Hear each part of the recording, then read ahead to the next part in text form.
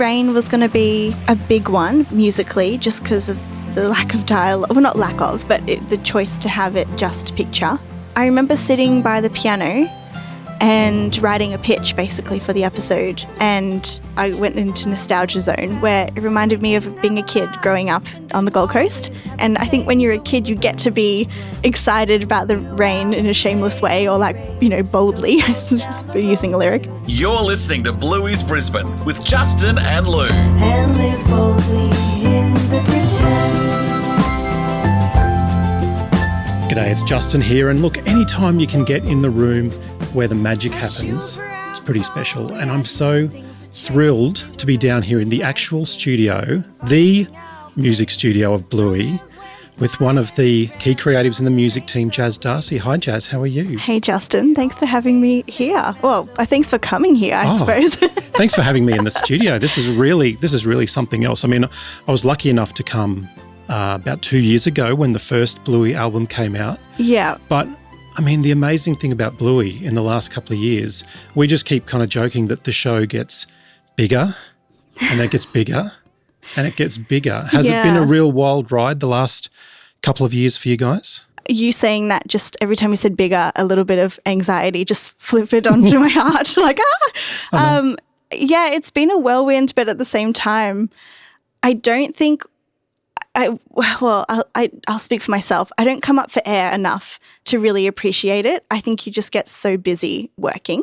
And so, but yeah, every now and then I do pop my head up. Like this week, for example, like with Rain's release, I've been a bit more centered to it, and I've been posting on my socials more, and I'm seeing it and feeling it. And yeah, it's I don't know. It continues to shock me though. Like I never, I don't know. I think you love your work, and then hopefully it gets received. And I don't think it's it's hard to really consume, isn't it? How big it's getting. Maybe one way we can sort of gauge how big it's getting is the recent Lin-Manuel experience. So now, can you just talk to me about the whole Lin-Manuel thing? Because obviously, you guys are writing, music for one of the biggest shows on the planet. Yeah. And then one of your biggest fans is one of the biggest composers on the planet. What was that like when Lynn came to Ludo's studio and met the team? I have it's terrible for me because I was in Melbourne, and so I wasn't even there. Oh, no. So, yeah, I know. But apparently Joff was like, and Chaz sung on this album. And so I think he's heard my voice. So that's a trip out. But I can't, I think it was just like everyone was just fangirling over Lynn. But it's so nice that I guess it's gotten to that level enough that someone so amazing has seen it and is a fan and is and the fact that he was able to come here and Hamilton's here, it's pretty overwhelming, I think. Thanks, Major Tom! No worries. And Winton, Old MacDonald does have a horse, but she was on holiday when they wrote the book. Oh. Yeah, and even when he spoke to Lee Sales, I think he mentioned Tony, Emmy, Grammy, Bluey. I was like, yeah, that's pretty amazing. So he puts it right there on his list of big achievements, his voice in Bluey. He's got his priorities right, doesn't he? Absolutely. Now, look, the reason we are talking to you today is we have the new Bluey album, Dance Mode, coming out, which is super exciting. So soon now. Yeah, only a couple of weeks now.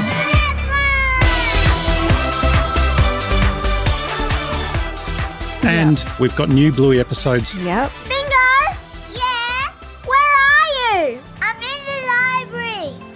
Library. Next to the horse stables. Horse stables? And the amazing new single, Rain, Boldly in the Pretend, which you feature on. The rain washes in and the boats start to race. The humidity broke. I still remember the taste. This is like peak Bluey season all of a sudden, isn't it? Especially for the music team. It's all happened when not to be too punny, but when it rains, it pours, doesn't it? Absolutely. Yeah, it's pretty overwhelming. It's exciting though, because, you sit on, it's happening, and then to have it finally be released and for people to hear it or watch it, it's very exciting. It's, I think, just one day at a time, getting through it all, but it's awesome. And these new episodes, they've been a long time coming, and the fans were kind of wondering, what's taking so long? This is very different to, previous seasons where they sort of come out in drops twice a year. but obviously, you guys needed a break. Plus, there's the album coming as well. So obviously, you've been, head down, backside up, working on the album the last couple of months, haven't you? It was really nice to have that break to focus on the album. Otherwise, you're kind of doing it in between. And I mean, Joff did it before. It's doable, but even with the little reprieve, it still was, everyone just threw themselves into the album and it still came around quick enough that it's come around so quick. Yeah. I know it's been a big break, but it is still quick.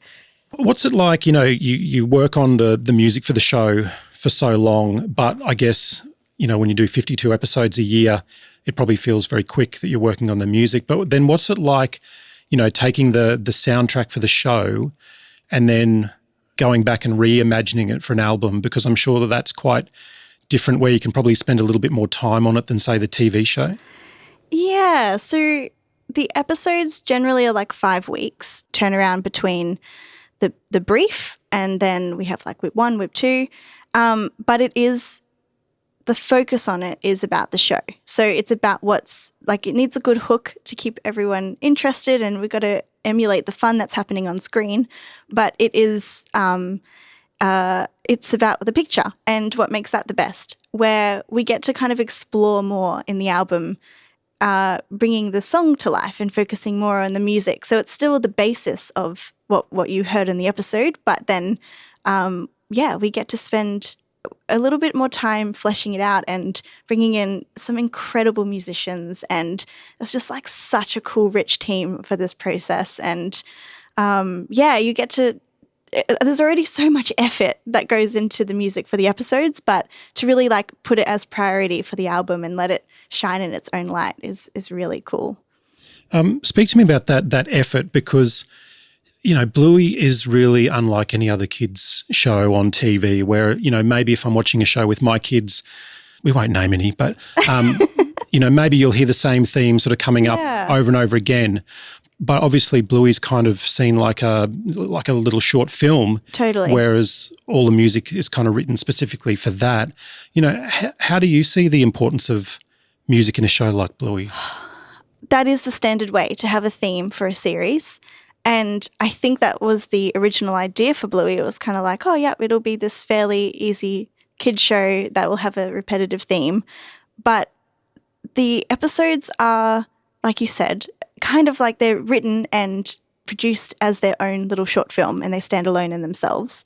So it's kind of what is demanded from the music. It's like the games are different, the energy is different, and kind of the themes are different. So I think if you just had one theme, the fun wouldn't cut through as well. And I think I can say from as a composer, it's really exciting to work on a show like this. It demands everything from you because it's so different, but it also, you get to explore such a different range of music and different styles, and learn and kind of listen to different references and kind of grow in an exponential way than you would if you just were kind of in your little box and had the same theme running around over and over again. So that is, it's one of those things. It's like what makes it so difficult, but it also so rewarding.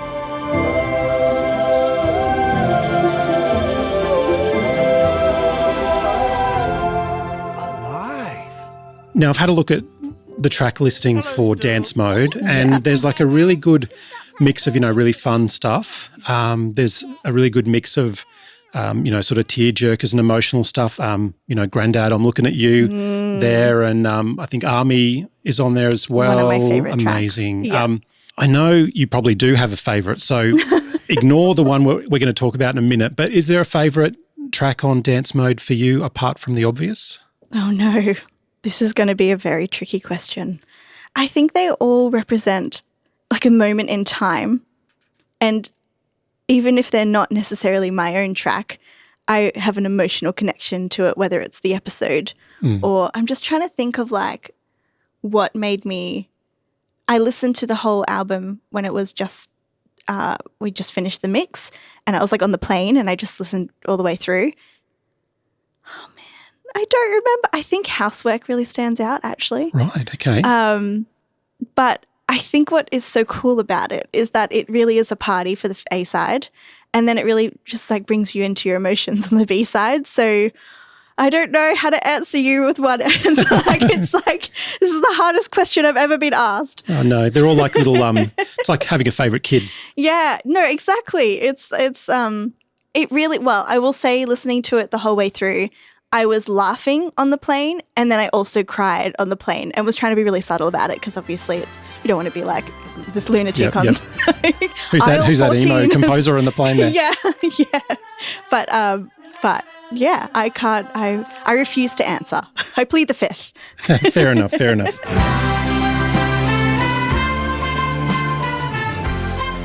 I'm loving the video for Rain, Boldly in the Pretend, which so you glad you saw featured it. on. It's amazing, so beautiful.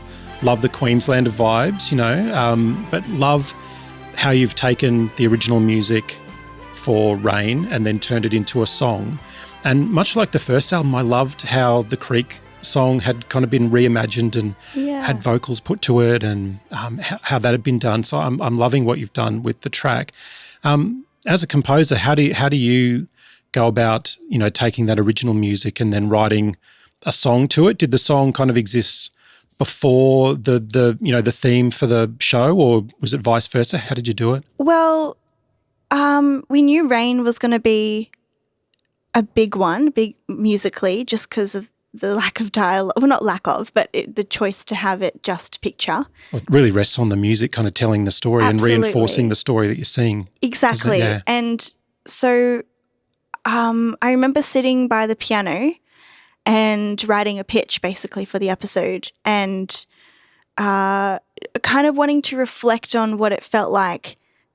I obviously had seen the animatic at this point and was really touched by it, and it reminded me straight away. I went into nostalgia zone where it reminded me of being a kid growing up on the Gold Coast. Yeah. And, the humidity here in Brisbane and Queensland, it just is kind of suffocating. I love that line, when the humidity broke, because that's what we all look forward to on a super hot day, the storm coming in and the rain coming. Yeah, and as a kid, this like cathartic release, and it's so exciting. And I think when you're a kid, you get to be excited about the rain in a shameless way, or like, boldly, using a lyric. And then, just literally playing in the mud. I remember Mum saying, "You're in your school uniform socks, Get out of the rain." And it was just like this fun thing where all the kids got together. And so from that, I found chords that felt grounded and nostalgic enough. And then lyrics kind of just naturally came. I think when you're writing a Bluey episode, Joe Brum always looks for a hook. And so that kind of was lucky in the sense that when you're writing a song, you're kind of looking for a hook, and it kind of gets you to the right, it gets you the pitch in a way.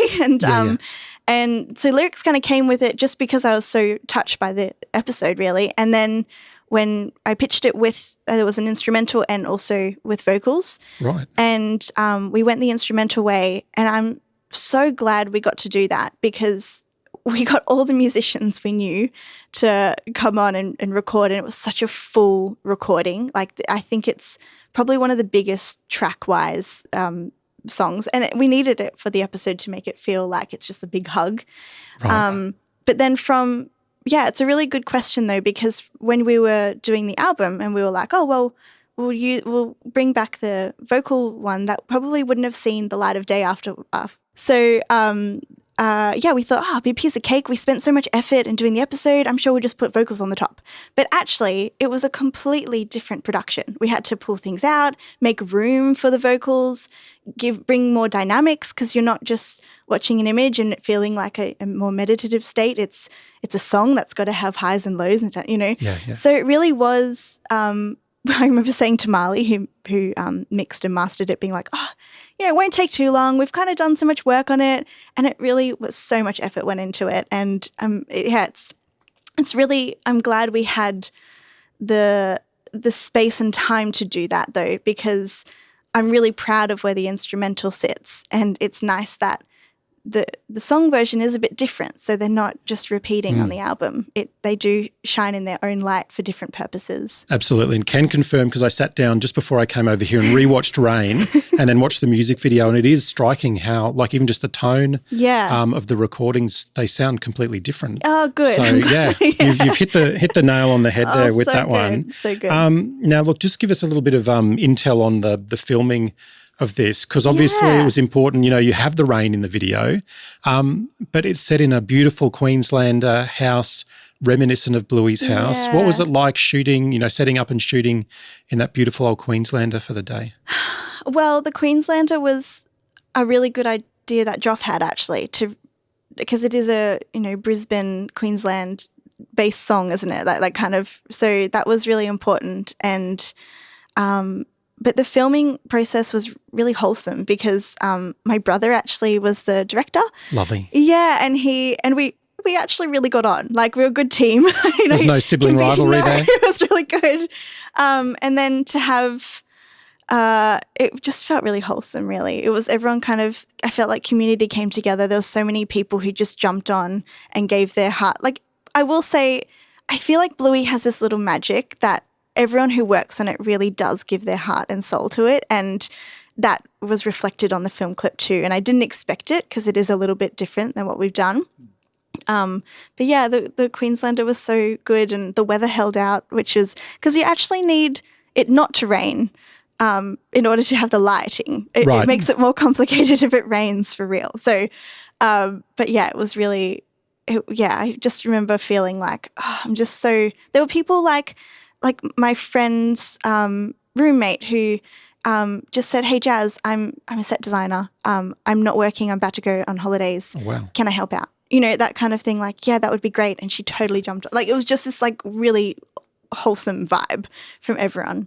And give us a little bit more behind the scenes, because keen-eyed sort of Bluey, you know, fans will notice Uncle Stripe himself, you know, Dan Brum turning up and playing some mean electric guitar. Yeah. He's so humble, and he's like, oh, you know, but he smashed it. Like, and also you're kind of playing to playback and to kind of just jump in with all the energy, and like, he was great. It was so good. I'm so glad he could fit us in. Like, it was so exciting to have him part of it. Amazing. Well, look, thank you so much for talking to us about, you know, new Bluey episodes, Bluey album, video clip. Really appreciate your time and having us down in the studio. Thank you so much. Thank you for coming. No, it's been an absolute pleasure. Thank you. You've been listening to Bluey's Brisbane. Not fluffy! Check us out on Facebook and Instagram. Just search for @Bluey's Brisbane.